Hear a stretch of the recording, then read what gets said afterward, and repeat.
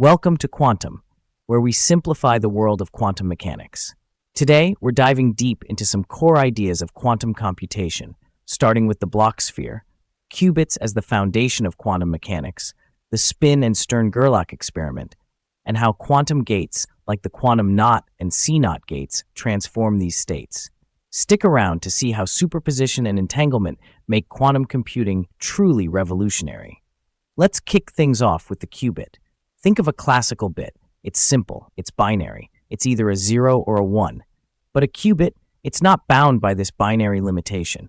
A qubit is any two-level quantum system. This could be the spin of an electron, the polarization of a photon, or even the ground and excited states of an atom.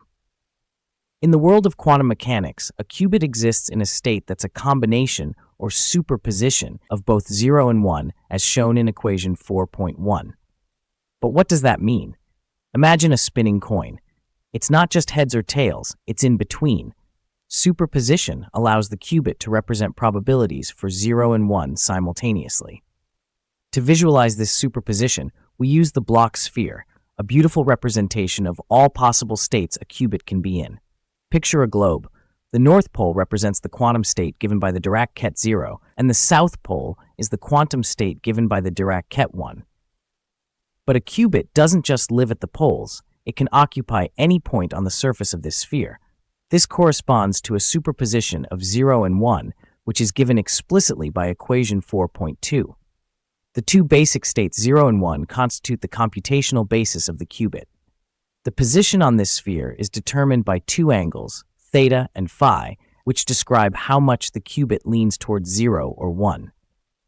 These angles also capture the probabilities we'd measure for these states. The Bloch sphere is essential because it provides an intuitive way to think about how qubits are manipulated. The fact that pure states of the qubits are not really vectors but points on the sphere can also be deduced from the observation that in the Hilbert space C2 we have the equivalence relation given by equation 4.3.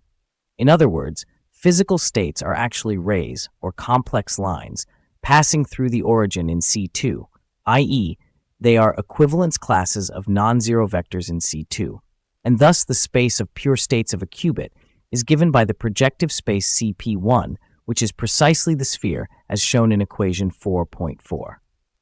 The unitary transformations in the Hilbert space C2 corresponds therefore to rotations on the Bloch sphere as shown in equation 4.7, which is an extremely powerful result in this two-dimensional context.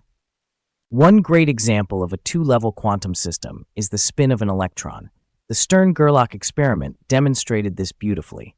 When a beam of atoms is passed through a non-uniform magnetic field, the beam splits into two distinct paths corresponding to the two spin states of the electron, spin up and spin down.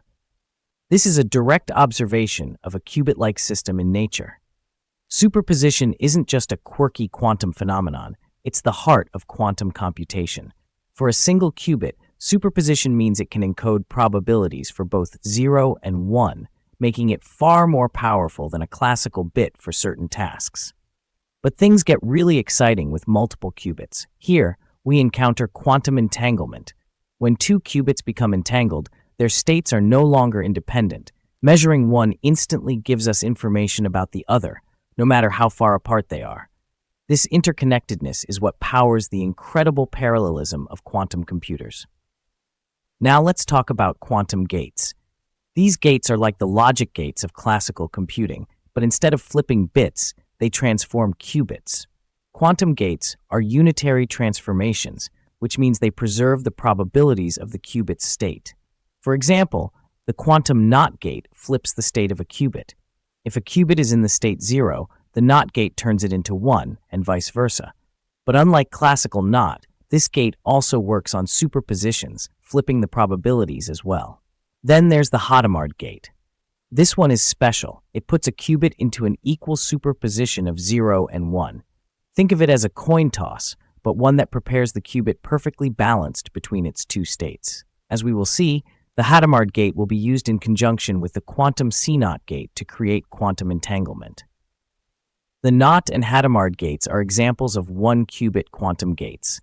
In fact, there is an infinite number of quantum one-qubit logical gates, which is to be contrasted with the only non-trivial classical one-bit logical gate, the classical NOT gate.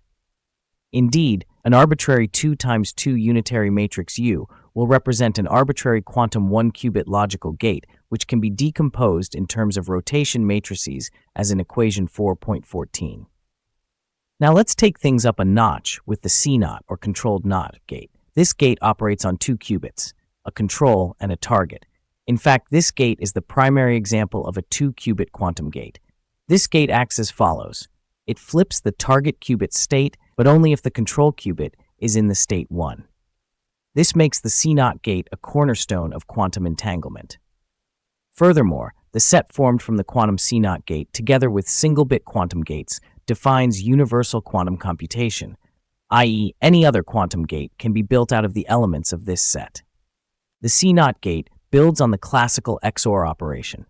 In classical logic, XOR outputs true only when its inputs are different, i.e., XOR is direct summation of the bits modulo 2 as shown in equation 4.16. As it turns out, this classical OR gate becomes reversible if we also output one of the bits. Hence, in quantum computing, the quantum C0 gate outputs essentially the XOR action if and only if the control qubit is 1. Thus, this gate creates correlations between qubits.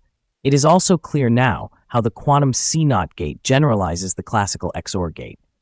This interaction is critical for creating entangled states. For example, applying a Hadamard gate to the control qubit followed by a C0 gate creates a Bell state, one of the most famous examples of quantum entanglement.